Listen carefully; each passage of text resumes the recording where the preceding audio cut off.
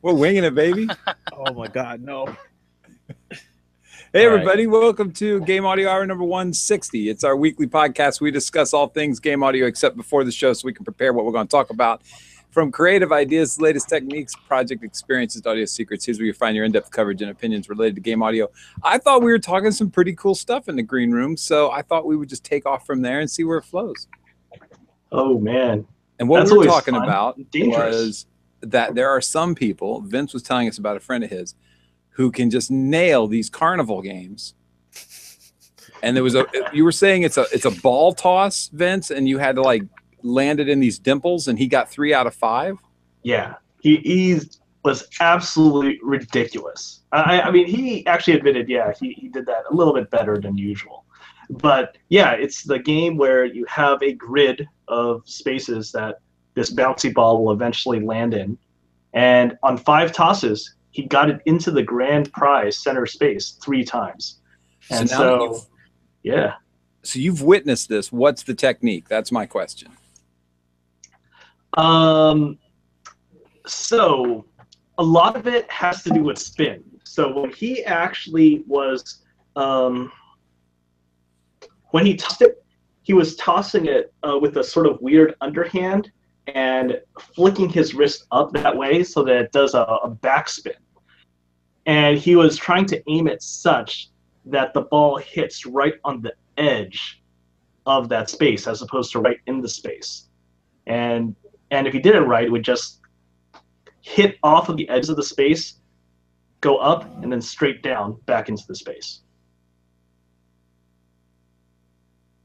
He actually showed the technique on another game, which is actually rather more forgiving because it wasn't about all the spaces. It was actually one of those ones where the ball has to go up a ramp and settle in on a particular threshold of this ramp. And again, it was all about that rotation of the ball, because if you just toss the ball without any spin, it's going to bounce off and go every which way. But if you give it a really strong spin and a really precise rotation, it will go in a very predictable way. Was that skee ball for the second one? It wasn't skee ball, although it is kind of like skee ball. You know, it didn't have the concentric rings. It actually had these ramps that went off into different prize pools. Gotcha. So when I go to the Boardwalk California Adventure, Disneyland, I do really terribly there. That's why I wanted to dig in deep on this topic. I have learned a secret, though, that even if you do badly, if you're wearing one of those "It's My Birthday" pins, they give you the giant stuffed animal anyway. Oh, wait a minute. Was it your birthday recently? Did I miss that? No, it wasn't my birthday, but I take my daughter there. Her birthday's in February. And then we lie and we say it's other days throughout the year so we can get a bunch of free stuff. Okay, that's not true, Disneyland. We don't fib. Okay, speaking of sponsors that we will never have on this show. I'm just saying, I don't think they check it. We just walk up and say, hey, it's our birthday, and they make us this cool pin. And then if you go to the Boardwalk and you do badly, they give you the giant stuffed thing anyway. Well, that's nice, but I'm going to be looking at you with a sort of with this askance view here throughout this entire episode, Kyle. Yeah, that's fair. I probably deserve that anyway. So hey, guys. So hey, hey, we were talking about swag, and Chase was like, "We need to keep talking about swag." Well, you know what we also need to talk about? We need to talk about the fact that it's episode 160 of the Game Audio Hour. Can you believe that? Yeah, it is episode 160. Can you believe that? It's the weekly podcast where we discuss all things game audio, from creative ideas to the latest techniques, project experiences, to audio secrets, and even carnival games. Yeah. Swag. Yeah, and swag, and anything else that we'll think of this next hour. Broadening. We will have in-depth coverage here. Totally. In-depth coverage on all this swag and carnival games. And what else? What year are we on? You know, we celebrated our first year, like at the end of our first year, at the beginning of the second year, we had a special show, and we haven't done that since. But we did exactly 52 episodes. So if we're at 160, we've missed our second to third year crossover by some great lead. And you haven't done every week either, so. That's true. Yeah, that's true. We haven't been exactly every week. We were that first year, I think. We were pretty hardcore. So you gotta like mark in a calendar so you can remember, like set up a Facebook reminder or something like that. Well, I do know that it is in January, and so we will all be partying hard on the interwebs come January, which will be our crossover to our 4th year, I think. That's right. Well, can you believe that? I'll be getting ready for GDC though, so. What? GDC? In January? What about NAMM? NAMM's coming up soon. Yeah, that's the. I don't have anything for NAMM. I don't do anything for NAMM. Oh man. I cannot wait. Which means I got to go get us our press passes, don't I? Yes. Well, we'll figure that out. We can definitely figure that out after this show. That was such a great NAMM last year because they do a press day before NAMM starts, and it's just a great day to go. No one's there. Well, I mean, what they do is they choose some really highlighted items, and they do a really small kind of get together out in the hallway, and you get some really in-depth time with people. As a matter of fact, last year, do you remember, Vince? You went last year, right? Yep. And they had a guy carving records right there in the middle of the lobby. You could just walk up with like a wave file on a dongle, and he would cut you a 45. Yeah, that's pretty cool. That was really dub. Cool. It was a dub play, right? Cut some acetate for you. Yeah. That's pretty cool, man. Clear my throat there. I had to mute. Are there specific things you're looking forward to at NAMM this year? I don't know though. I mean, it's been a thing with NAMM where you get so excited about all this hardware that's coming out there, but so much of the space has moved towards software, and they do have a software section even for those small companies that don't filter through the traditional retail chains like a Guitar Center or whatnot. And that's kind of cool. It's nice to see that space, but that space is what? 500 square feet out of 50,000 square feet. It literally 1% of the space is devoted to that.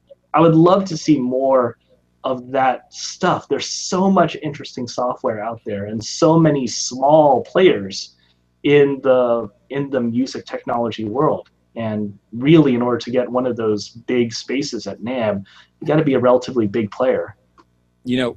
Speaking of that, and correct me where I'm wrong, but Doepfer is a really popular synth maker, Dieter Doepfer, and he gets a big space. And what he started doing, I don't know when, but he certainly did it the last 2 years, if not 3 years, is he shares that space with his competitors, because not all the competitors can get space on the floor. That's kind of, not what I'm saying is not all Euro synth kind of makers can get a space on the floor. But he can get a giant space. So he gets this big space, and then he lets people, even if they're competing with him, have room. And so when you go into the Euro rack section of NAMM, you just see everything. It's just brilliant, and I love that. And I think the generosity of that is just amazing to help small companies get exposure. That's pretty cool. Yeah, that actually is true. I remember chatting with the Expert Sleepers dudes over there right next to those Doepfer stuff. Yeah, that's totally a thing. It's very cool. Obviously, they believe in, they care about what it is that they're selling and making sure that they survive, but they also care about this whole world of modular synths. And that's fun. Absolutely, and that's one of my favorite parts of NAMM, so I'm definitely looking forward to that. Well, even like I feel like the modular synth world is more like an ecosystem, and so it's almost like you're not a direct competitor. It's like because really, what is stopping someone from buying both? Yeah. Oh yeah, right. Like absolutely nothing. Just the wallet, just the size of the wallet, man. But on some level, they compete because of oscillators and filters. Sure. But what's cool about the modular synth space is that a lot of development goes into something new rather than just rehashing something that somebody else has or trying to create some sort of new filter that sounds unique. And that you're right. I mean, with that in mind, when you come to those things, they're not competing at all. And when you see a good big wall of Euro racks, there's stuff from all kinds of manufacturers on those walls typically. I just think it's so cool of Dieter to be so generous with his, with his money, basically. Mm-hmm. Speaking on the topic of the sense, I actually have a game audio design question for you guys, if you want to indulge. How would you create talking sounds in terms of text when it streams across in like the thought bubbles? What techniques would you use? What kind would you use? Additive synthesis, subtractive? What kind of layers would you do? I'm just kind of like winging it with you guys right now. That's actually a fun question, because that is something that I sometimes give to my students as an assignment. I will actually have them play around with scoring an abstract game that has text that has to be displayed in sequence, kind of along the lines of an old school game like Final Fantasy or whatever text. Or you actually see a lot of that in modern games. Any of you guys play the latest Animal Crossing? No. The latest. Well, Nintendo just released Animal Crossing for iPhone and Android. And you've got the characters that are these cutesy animal characters that you can talk to, and they'll make requests out of you.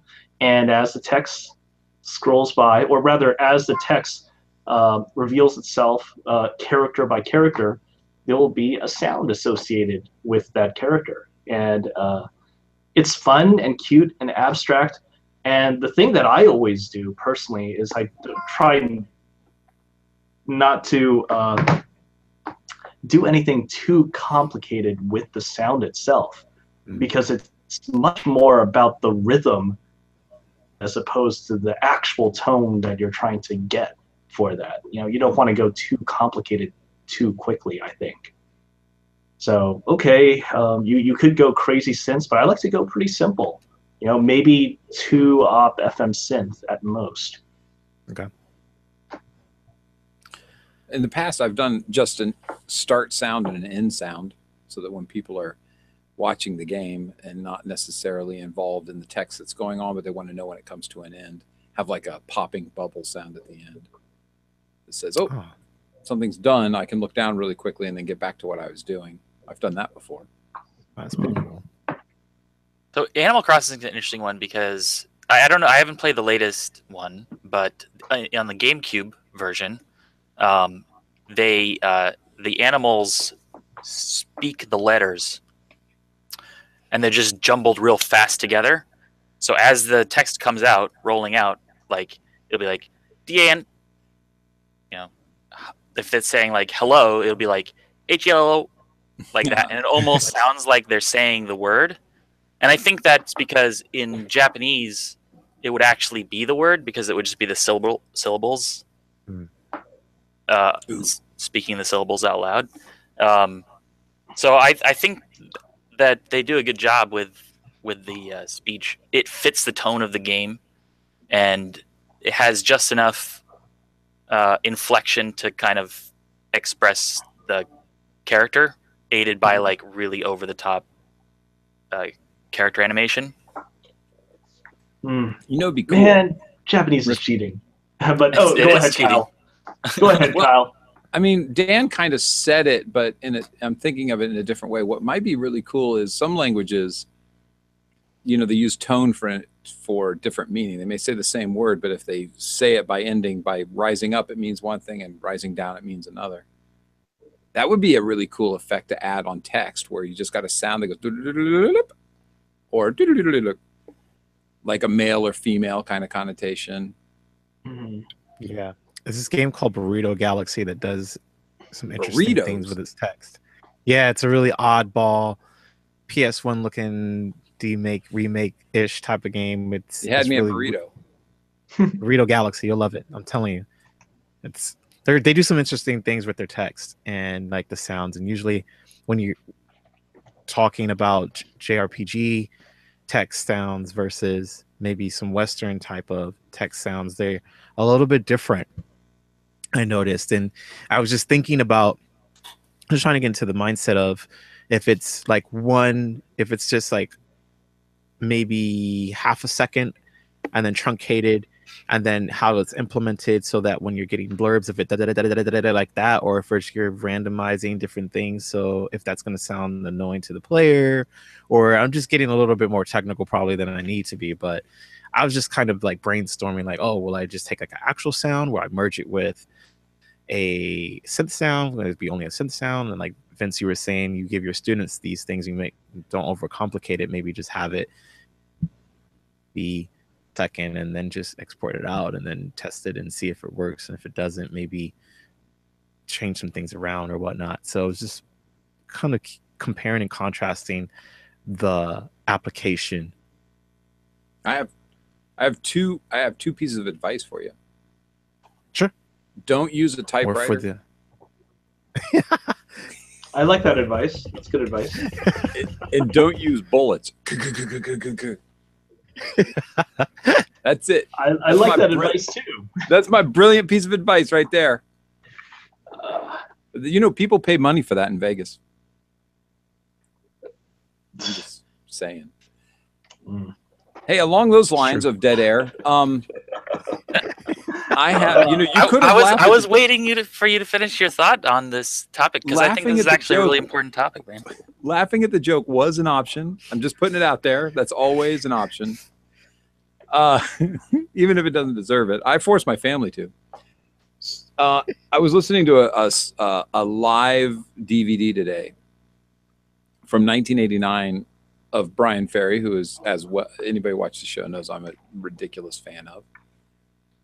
Maybe it was 88. Anyway, at the beginning, and I was at this concert in Frankfurt at the Alta Oper in Frankfurt, Germany. I went to see this tour, and he opened the show with these incense that I'll never forget. It was amazing to just this whole stage setup even included a smell rather than just visuals.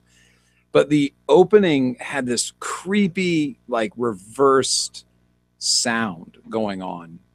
And today I was perusing the interwebs and I came across it again.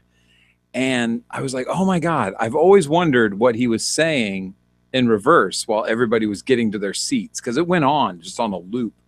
And the visuals were a black and white screen of, and this was 88. It was a year before the wall came down. And the visuals were just soldiers marching back and forth on the wall. It was really quite dystopian and very amazing, very effective. So today I finally reversed it to figure out what he was saying. And what he was basically, what you were hearing was music and him singing this song of his called Newtown off that album. But what I thought was really interesting about it was that to make the menacing sound in reverse, he added like 3 layers of pitch shifted voices to it and also slowed it down. And I thought, that's a really good piece of advice for people who are trying to make some kind of sound effect of some evil wizard casting some spell in some RPG somewhere. Oftentimes people will just reverse it. I hear that in games all the time. It's just reversed, and it's like somebody's saying something evil and it's reversed. And I go, that doesn't really have any effect. But to layer it 3 or 4 times, to add pitch shifting on all of those layers, to slow it down, now that's effective. And I just wanted to kind of pass that on. That's slick. Nice. That's true. You never know sometimes just what happens, taking it a few layers beyond what you can reasonably predict. Yeah, absolutely. It was really effective. And I'll tell you what, it was so effective that from 1988 to today, it was still on my mind, wondering what that is, because it really did sound quite menacing. I just wanted to add that in there. 30 years. That thing has been on your mind for 30 years. Oh my God. Kept him up the entire time. I could go on. That concert changed my life, man. It changed the way I dressed. That's a truth right there. Like, I stopped wearing t-shirts. I was like, if Brian Ferry isn't going to wear t-shirts, I'm dressing up.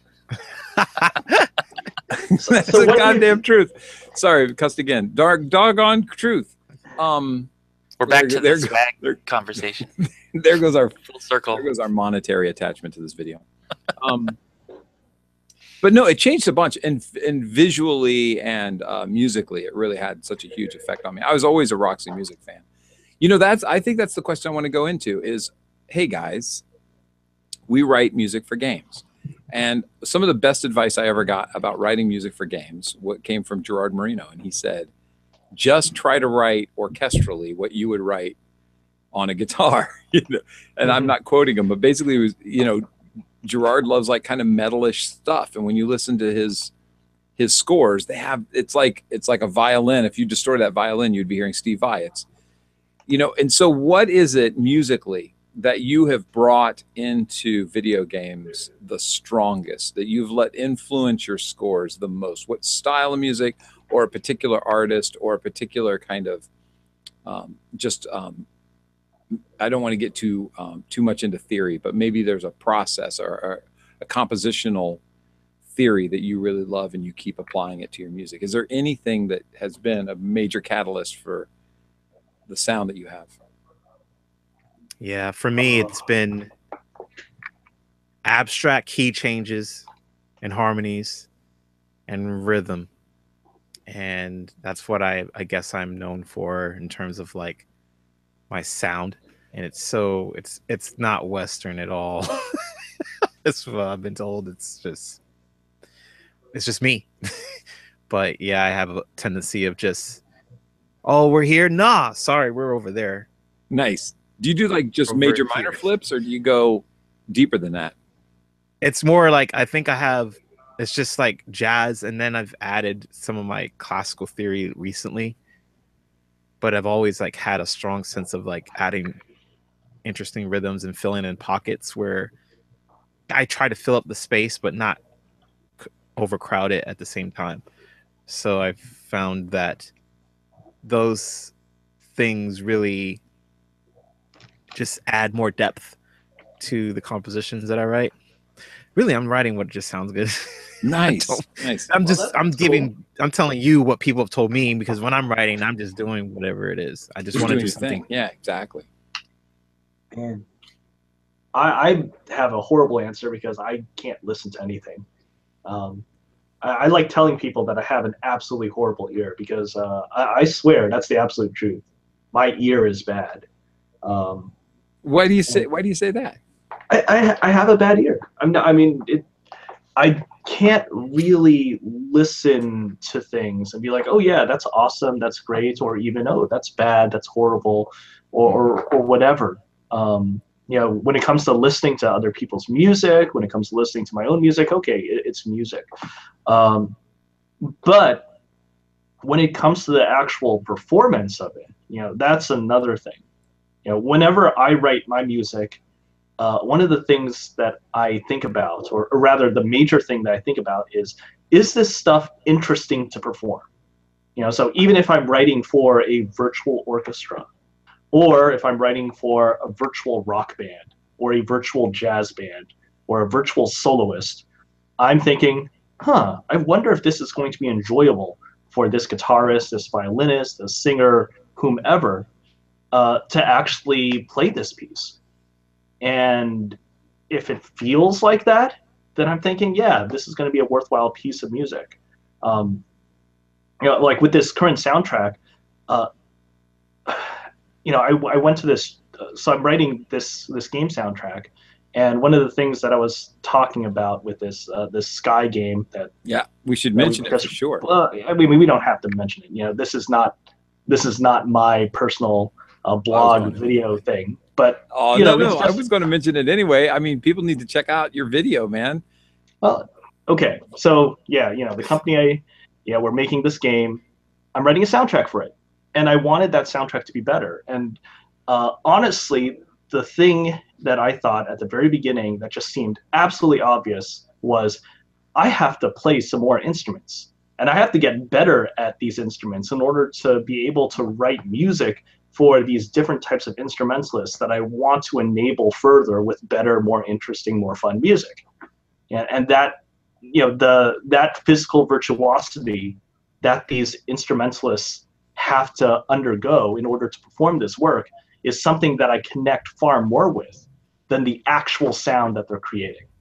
You know, I don't have a great ear, but I have a good sense for what people want to do with their hands, how that actual physical sensation would be, and that connection to what eventually comes out of the instrument and out of the group. Okay, that's how I write music. That's amazing, man. If you haven't had a chance to see Vince's talk about his video about the Sky soundtrack, you got to check that out. You know what amazed me about that, Vince, and Dan, I'm coming to you next, is was that you were saying that you learned a new instrument so that you could write this score. Could you talk about that for a second? Because that kind of plays into what we're talking about here. Yeah. I mean, I feel like before then, I wrote a lot of music that was very pianistic, and my music was pianistic because I was a piano guy. When I was in college, I didn't major in music composition, but I did major in piano performance. I was very much a hardcore pianist. And I had played around with different instruments in the past, like, okay, I can make sounds with flutes, and I can sort of play a sax, or as in I can make a noise through it. But actually learning how to properly play that thing, I'm going to get out some technique books. I'm going to break out my clarinet, and I'm going to play scales and learn how to handle the break and learn how to get around all these weird things. Okay, sure. I'm going to do that because getting that sense of the music in my fingers is what's going to help me get the music on the page, far more than listening to clarinet music, listening to really great clarinet soloists, or hey, I mean, I had some fun actually doing things like Benny Goodman. Did you know that Benny Goodman was like a really serious jazz and classical clarinetist? I was actually really surprised by that. But okay, I can listen to that and think, oh yeah, that's pretty good. But actually learning how to play it and getting that music in my fingers was what got me to get more interesting music for wind instruments. Yeah. And you were saying something like you wanted to do simple, like anybody who's learning an instrument could just play the soundtrack, which is amazing. And therefore having to pick up a new instrument so that you played at a simpler kind of pace and level. But what really impressed me was that now I'm just talking about you a bunch. I'm sorry, dude. It's cool. But what really impressed me was that it's still so amazing, and it proved that you can write simple yet really good stuff. Because I think some people think simple is going to be bad, but that's obviously not the truth. Yeah, I really wanted simple and elegant, and something that something that people could connect with, and it wasn't really dependent on how the music was actually inflected and delivered. Mm-hmm. Well, before I go mushing on you some more romantically, we should move on to Dan, because Dan has some amazing music as well and has helped me so much, and I've tried to copy things that he does. Sorry, Dan. So what are your influences been? I have a hard time answering that question, actually. So I mean, I have artists that I like, that I enjoy, and I think they're interesting or do interesting things. There are probably genres that I tend toward that I enjoy, or more than others. So I have a degree in English, creative writing.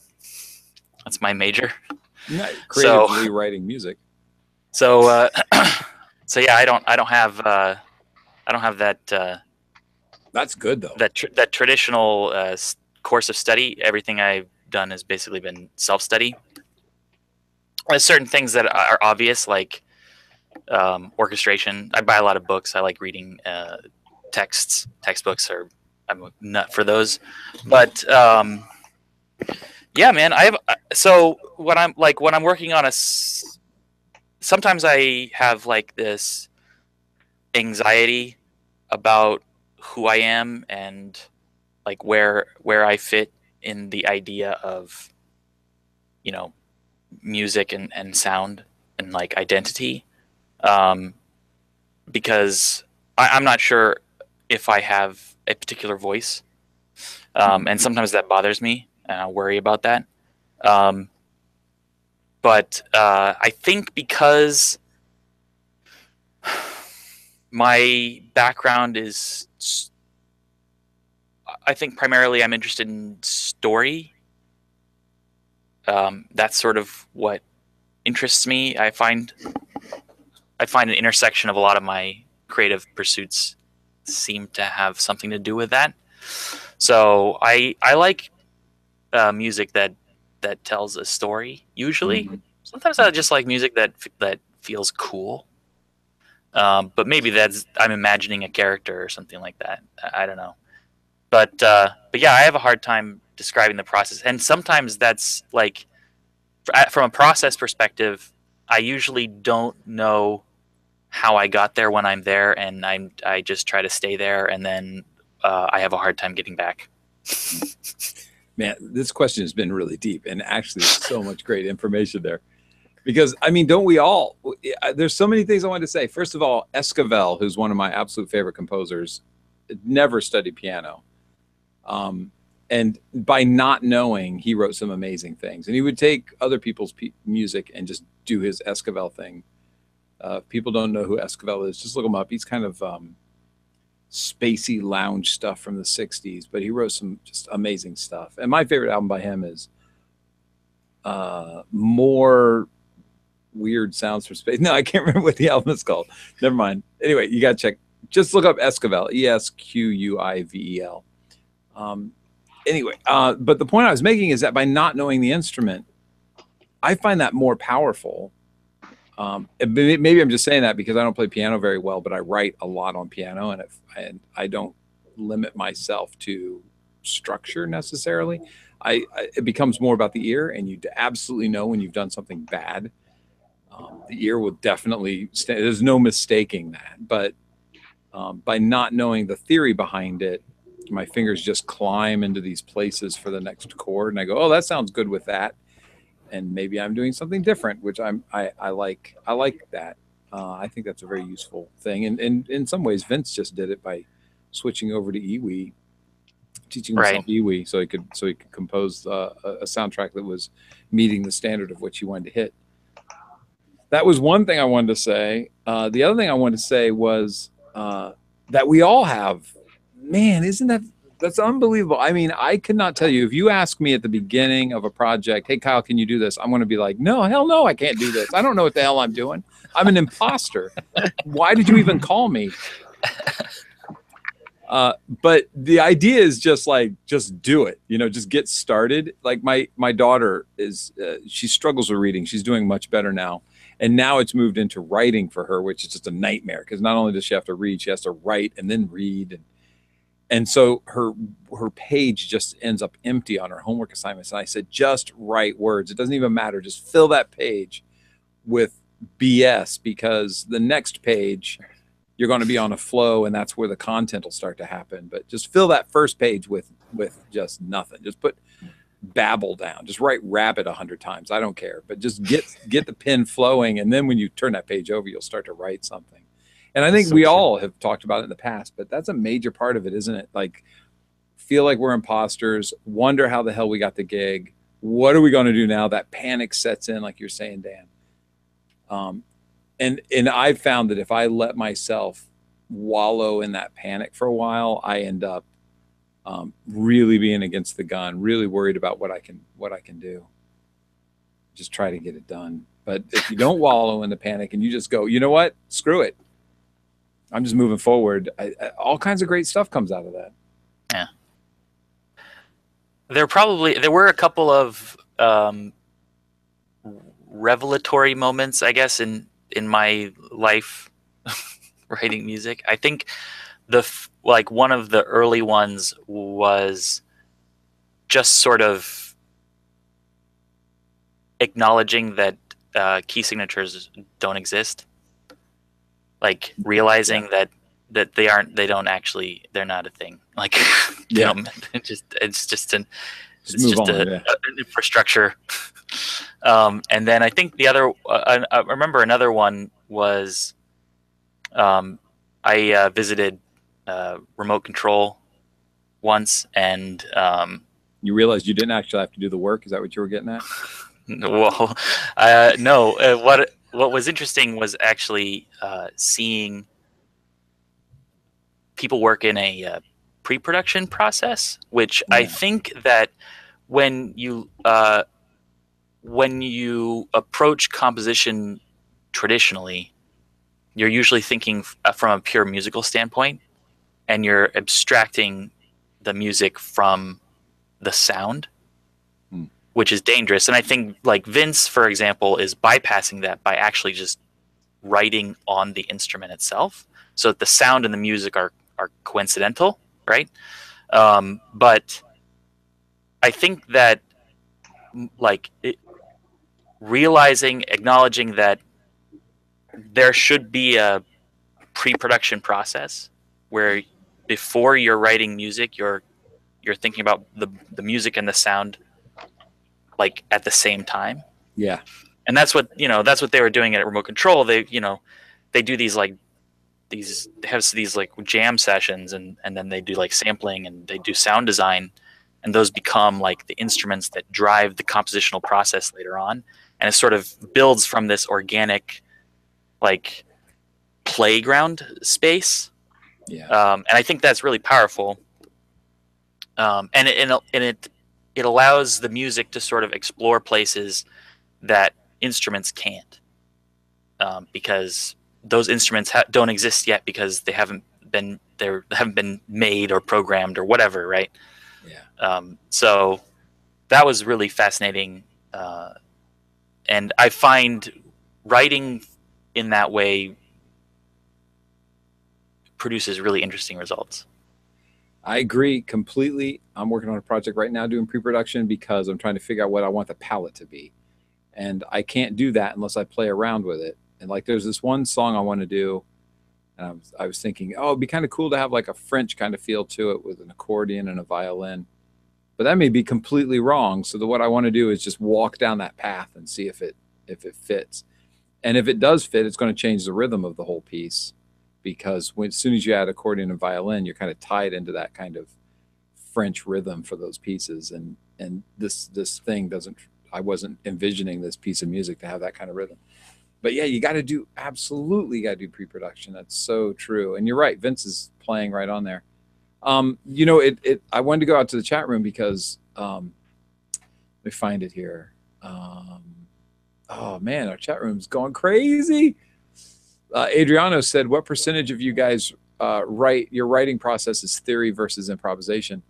It's funny. I love generative so deeply that it's actually started to hurt my music. I got to be honest with you. I mean, if anybody watches the show, I go crazy for generative. I've written software that'll do generative stuff. But I've pushed it too far, and to the point that when I like pick up an instrument, I immediately want to just like flap my hands on it and have something happen. And I expect in my brain, I'm expecting something musical to happen. And that's a result of generative, where I just keep processing so much that I've gotten this false sense of confidence that I can just go blah and something musical happen. And then emotion, I get really disappointed in what I'm playing because I'm just not concentrating. And so what I've been practicing now is, instead of just letting your brain be separate from your fingers and just let generatively your fingers just fall on the guitar or on the piano, I'm now going, no. What is the actual theory of what I'm trying to pull off? And I'm forcing myself into this theory. And there's certain theory that I cannot stand because it sounds like a band in a bar. And I get disgusted the minute I see like some sort of chord structure happen there. That drives me crazy. But anyway, I just want to point that out because that's something that I've been dealing with really recently, is trying to move away from generative, even though I love it so deeply, because I found it's had a negative effect on my playing. What about you guys? The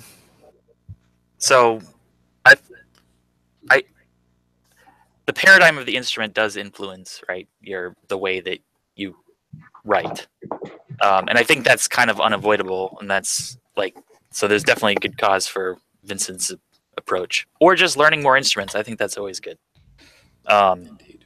I have had some interesting experiences where, like, I think for like a whole year, I would, whatever I was doing that day, I would wake up immediately after waking up, and I would just hit record on my DAW and just play, improvise, and I would start with my eyes closed, so I didn't know what I was trying to.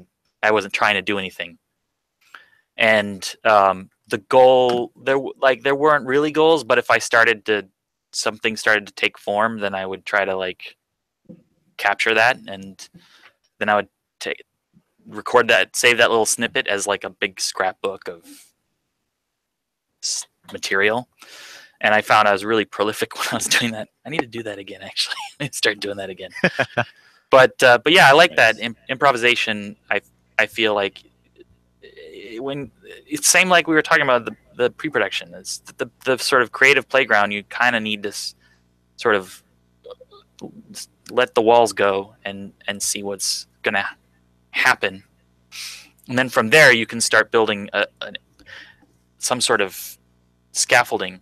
But like I used to teach my students back in the day that music theory is just an ongoing conversation about what sounds good, what sounds consonant, what sounds dissonant, and everyone who says so, like there are composers who famously say they don't read music or write, like they.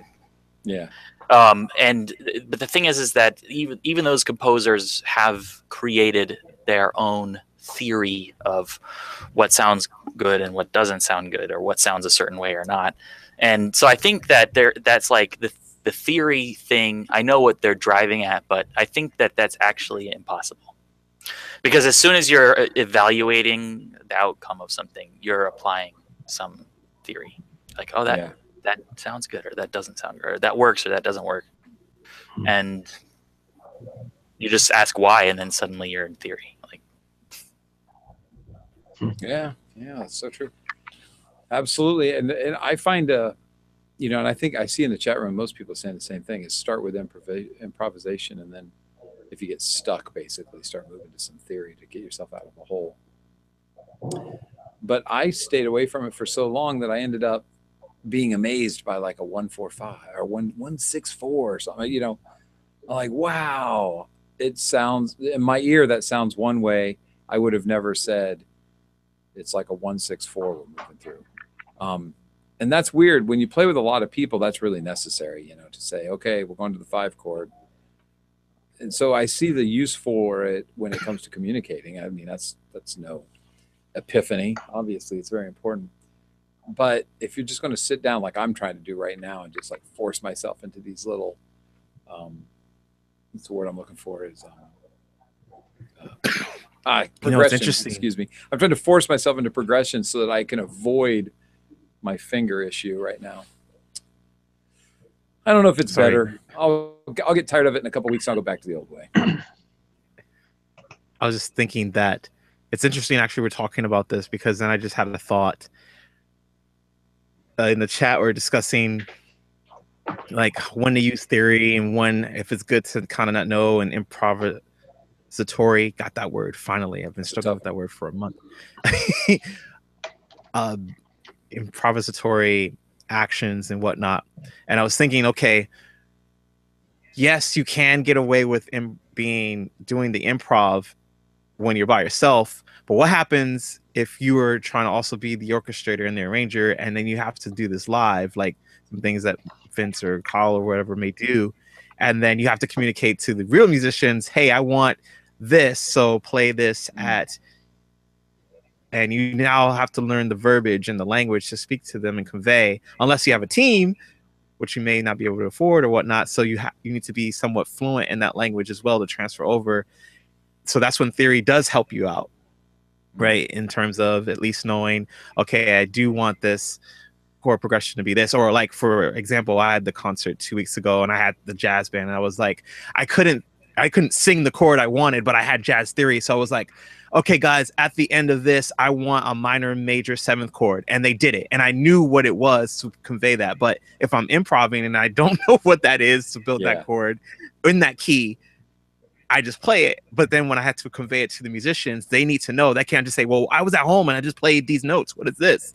There's a certain type of respect that's going to come from them, and that they're going to either respect you or not, that you have to kind of be aware of in that sense. So you have to maybe just think about where you want to be in your career in terms of like how much you want to know and position that you're going to be in. It is at least to fake it till you make it, maybe, or just to actually really sit down and learn it. Take some time, get acclimated with the verbiage. It's not for everybody. It's very confusing for most, but I think it's kind of good to learn at your own pace. Yeah, I mean, that communication is major. I've been in those situations where I am not even close to the smartest guy in the room. And if you let yourself start to feel judged, or, you know, what I've forced myself to do if I didn't have the knowledge was just keep moving forward and describe it the best I can. But the trouble is you start feeling that people are like, oh, who's this guy? Why is he here? And it dips into that whole imposter syndrome that we deal with as musicians and composers. That's tough business right there. But there's a part of me that thinks the more I learn, the less I'm open to kind of letting my brain purely compose music, and I'm refining myself down to these ways. Like I know people who are classical pianists. Vince is not one of these guys, which makes him an anomaly and an amazing player, who they just read music and that's it. And they look at a piece of sheet music and they play. They're basically a radio for that piece of sheet music. You know, they're just going to generate the sound that sheet music is telling it to do. And I'm no good at that. I mean, I read slowly, but I read. But I don't have an interest in that. You know, like there's this divergent kind of path where there are people who dedicate themselves to that. And then there are people who are like on an improv the whole time and try to improvise and try to make music and do something different. Now, I'm not saying that these people can't write. I mean, I know a person I'm thinking of specifically who's a fantastic player, writes beautiful choral and orchestral music. But if I say, hey, let's just jam, like he shuts down. It's like, I'll do my best. He's always willing to do his best, but it doesn't come natural to him. There's like two schools of thought there. So having that knowledge is important, but it can also, I think, hinder you. You know, it's actually really interesting listening to that, and maybe we're getting a little bit further away from game audio right now, but it reminded me quite a bit of my experience in college.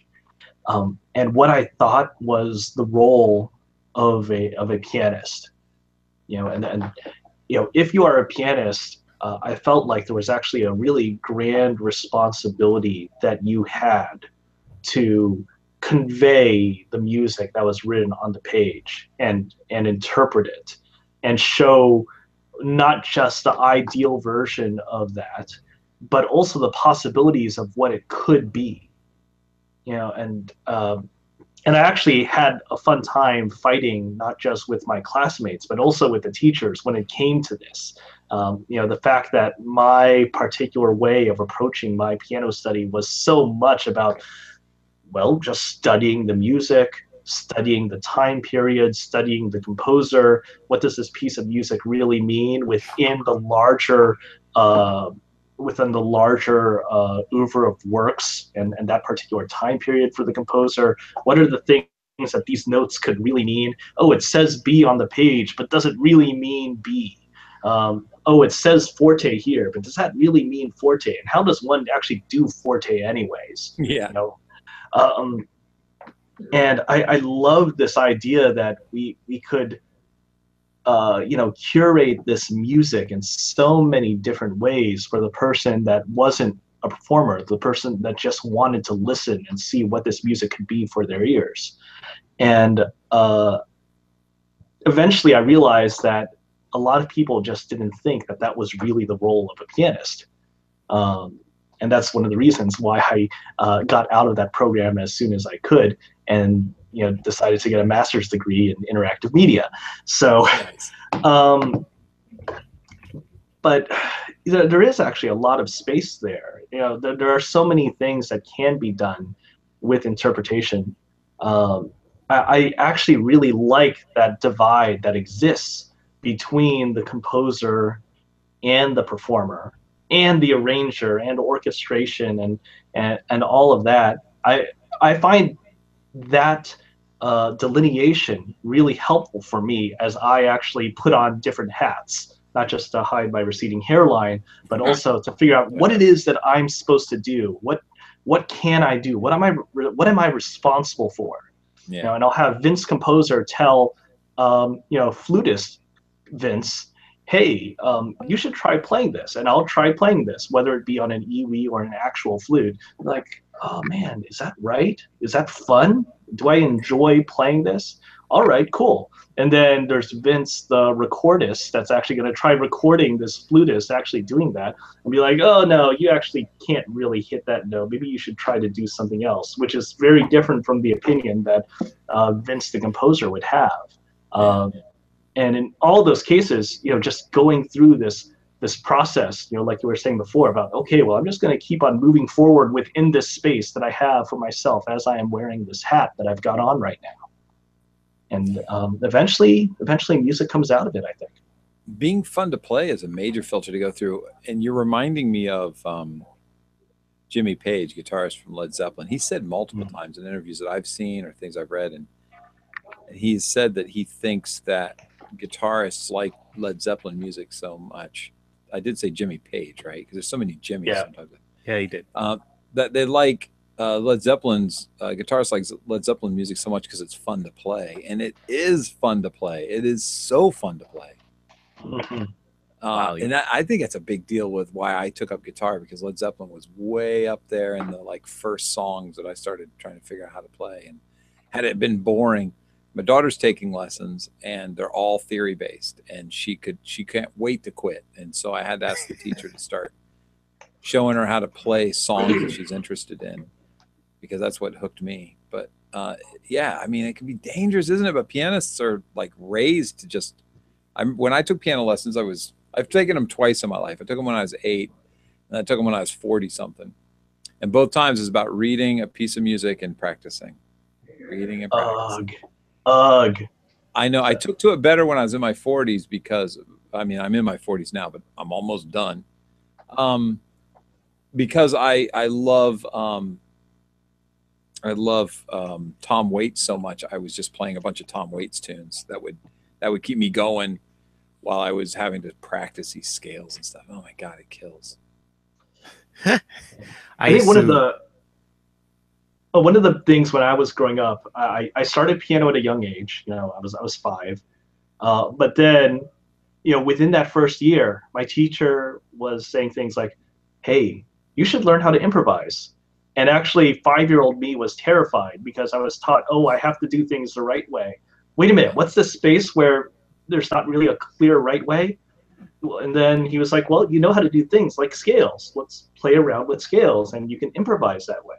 And then as I learned more techniques, I would put that into my improvisation. But yeah, I don't, honestly, every time I hear these stories of people not learning how to improvise when they're learning an instrument, that is so sad, because that's such an amazing, fun space there. I think people do want to be creative. So why, enable that creativity from the start? Yeah. Hey, we should thank our sponsor. Yes. We should, we should do one better. We should give something away. Oh. So thank you, Isotope, for sponsoring the show, as you do every week. We appreciate it. We are going to give away this week. I'm rolling over my words because I'm trying to bring up the sponsor graphic. Hold on now. Boy, machine. It's taking so long. Last time we gave away Neutron, which was really awesome. Thank you, Jay. Thank you, Vince, for filling the space. Yeah, Isotope's been making all sorts of cool software. They've not just software. They've also gone a little bit into the hardware space with that Spire Studio that everyone wants to check out. I want to get that. All right, there it is. It took forever for some reason this day, and Vince saved me. Anyway, so this time we're giving away Mobius Filter, which is an amazing filter plugin. I'm using it. Yeah, Mobius. It's pretty filter. cool, man. Absolutely. How exactly do you pronounce that umlaut over the O? Mobius? Mobius.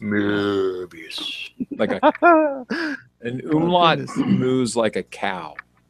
Mobius. Hey, anyway, so send a tweet. Start with something other than an @ symbol. Send it to Isotope Inc. Send it to Game Audio Hour, and add the hashtag MoFilt. I want Mo filters.